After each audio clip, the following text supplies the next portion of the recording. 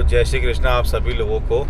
आज की ये जो शॉर्ट वीडियो है या शॉर्ट व्लॉग है वो मैं अभी गाड़ी पे सफ़र कर रहा हूँ कहीं का, तो उससे बना रहा हूँ। तो अभी ये जो एक ख़ास दिक्कत पैदा हो गई है हम नैनीताल व्यवसायियों के लिए, जो कि मॉल रोड पे लोकल की ही गाड़ियाँ अब जो एंटर नहीं कर पा रही हैं। इसकी वजह से जो है अब टूरिज़्म बिज़नेस को ना बहुत ज़्यादा नुकसान होने लगा है।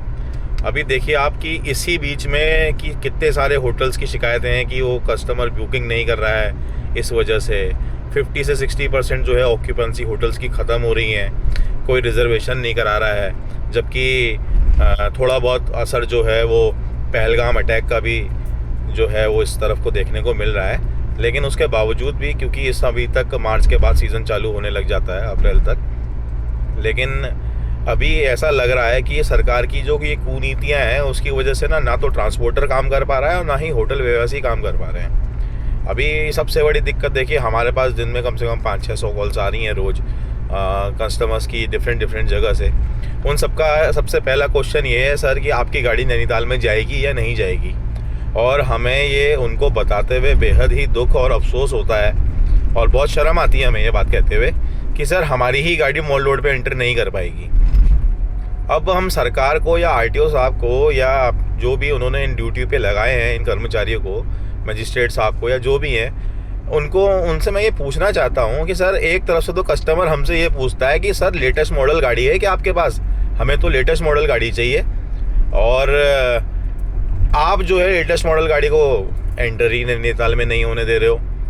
यहाँ पर हमारे काम को सबसे बड़ी चोट पड़ रही है। दूसरी चीज़, अगर हम 2017 से पुराने व्हीकल्स हम लेके जा रहे हैं तो उनमें भी बहुत सारी दिक्कतें हैं, जो ट्रैफिक जाम होने के कारण जो अभी ये नैनीताल की यूनियन ने भी पता नहीं कैसा फैसला लिया कि मॉल रोड पे गाड़ी एंटर नहीं करेगी। अब जितने भी होटल्स मॉल रोड पे हैं, बताएं हम उन कस्टमर को कैसे पिकअप करें और कैसे उनको ड्रॉप करें उनके होटल तक। कस्टमर तो मानता ही नहीं है, कस्टमर कभी बात ही सच नहीं मानता। क्या इसका कोई सॉल्यूशन आप हम लोगों को, टैक्सी व्यवसायियों को, टूर एंड ट्रैवल ऑपरेटर को दे पाएंगे? कृपया करके मेरी आपसे विनती है कि आप इसका सॉल्यूशन जल्द से जल्द लाइए, वरना नैनीताल में कोई भी पर्यटन के लिहाज से आएगा नहीं कस्टमर कभी भी। वैसे ही काम के हालात बहुत अच्छे नहीं हैं, आप देख रहे हैं क्या हालात हैं, और उसके बावजूद आपकी इस टाइप की जो ये कुनीतियाँ हैं इसकी वजह से पर्यटन व्यवसाय पर बहुत भयंकर असर पड़ रहा है, स्पेसिफिकली ट्रांसपोर्टर पर, कि वो लोकल का नैनीताल का होकर भी अपनी गाड़ी को मॉल रोड पे नहीं ले जा पा रहा है। ऐसे में आप क्या कर सकें, आप जो भी कर सकते हैं सर उसको जितनी जल्दी हो सके करिए, इसका समाधान निकालिए, और हमारी इज्जत और हमारी रोजी रोटी का संकट बना हुआ है उसको आप संभालिए। हम ये बात आपसे ही कह सकते हैं। सूबे के मुख्यमंत्री पुष्कर सिंह धामी जी ने इतनी सारी योजनाएं निकाली थी ट्रांसपोर्टर्स के लिए, और ये जो नैनीताल में याचिका लगी थी एनवायरनमेंट को बचाने के लिए, तो क्या केवल एनवायरनमेंट का नुकसान लोकल की गाड़ियों से होता है? ये तो कहीं नहीं लिखा है ना। क्या आप ये बात बताइए कि लोकल में गाड़ियाँ ही कितनी हैं? अभी टूरिस्ट सीजन में ज़्यादातर गाड़ी तो सब बाहर की आती हैं, जाम भी उन बाहर की गाड़ियों से ही तो लगता है, लोकल की गाड़ी से तो कोई जाम नहीं लगता। और अगर आप कहते हैं कि लोकल की गाड़ी से जाम लगता है तो ये साल के 12 महीने क्यों नहीं लगता, ये केवल ये सीज़न के टाइम पे ही क्यों लगता है? तो इसका जवाब भी आप खुद हमसे बेहतर समझते हैं। आप न्यायपालिका हैं, आप समझते हैं हमारी बात को।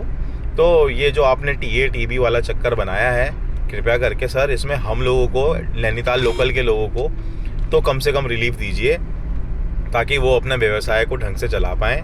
अन्यथा इस तरीके से तो सर बहुत ही नेगेटिव मैसेज पूरे इंडिया में जा रहा है। हमारे जितने भी कस्टमर्स हैं वो सब बहुत परेशान हैं अपनी होटल बुकिंग्स को लेके, क्योंकि देखिए नैनीताल कोई छोटा मोटा शहर नहीं है। सबसे ज़्यादा लोग अगर इस इलाके में जानते हैं पहले से तो वो है नैनीताल, और नैनीताल के बहाने ही लोग घूमने आते हैं कुमाऊं रीजन में।